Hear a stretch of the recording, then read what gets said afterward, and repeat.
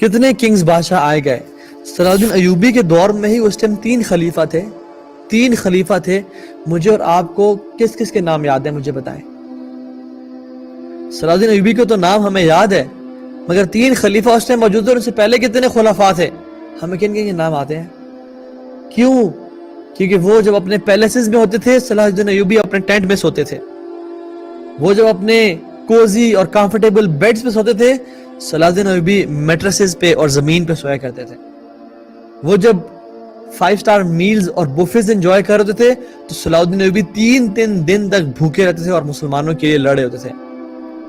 وہ جب اپنی بیوی اور بچوں اور فیملیز کے ساتھ ہوتے تھے تو صلاح الدین ایوبی رحمہ اللہ اپنی بیوی اور بچوں کو دور چھوڑ کے اور مسلمانوں کے ساتھ ان کی پروٹیکشن کے لیے، ان کی بقا کے لیے، عورتوں کی عزت کے لیے کروسیڈرز سے لڑ رہے ہوتے تھے. ابن شداد رحمہ اللہ کہتے ہیں کہ ایک دفعہ صلاح الدین ایوبی ٹینٹ میں بیٹھے تھے and the battle was about to begin، اور ان پہ ایک لیٹر پہنچا، نیوز پہنچی کہ your brother and your nephew has passed away، آپ کا بھائی اور آپ کا نیفیو اللہ کو پیارے ہو گئے.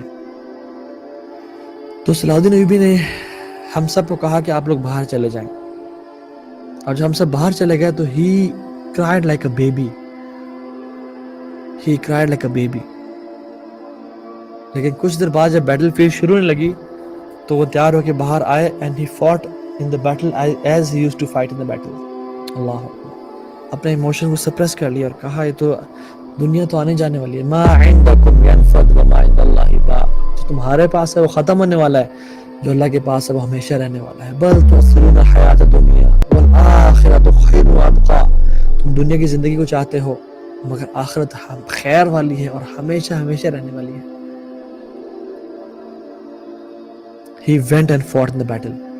Yes, he used to miss his wife. Yes, he used to miss his kids. Yes, he used to miss his brother.